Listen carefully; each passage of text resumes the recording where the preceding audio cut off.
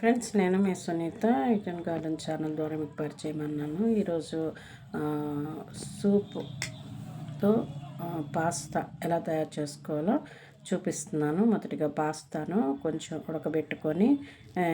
ఉడకబెట్టుకోవాలండి. అది కొంచెం దాంట్లో ఉప్పు, కొంచెం మిరియాలు పౌడర్ వేసి మనం దాన్ని కొంచెంసేపు ఉడకబెట్టిన తర్వాత కొంచెం మరి అవి ఉడికిన తర్వాత ప్రక్కన తీసి పెట్టుకోవాలి. ఇప్పుడు సూప్ తయారు చేసుకుందాం. సూప్ ఎలా తయారు చేసుకోవాలంటే, ఒక బౌల్ తీసుకొని దాంట్లో పక్కన మనం కార్న్ఫ్లవర్ వాటర్లో కలుపుకొని దీనిలో వేసుకోవాలండి. అలాగే మనకు సూపు సంబంధించిన ప్యాకెట్స్ దొరుకుతాయి.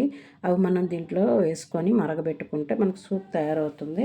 ఇది తయారయ్యే లోపు మనం ఇక్కడ ఉడకబెట్టుకున్నాం కదా, దీన్ని తీసుకొని మనం ఏం చేయాలంటే ఈ ప్రక్కన ఉడకబెట్టాం కదండి, ఆ ఉడకబెట్టిన దాంట్లో వీటిని మనం సూప్లో మనం వేసేసుకోవాలి.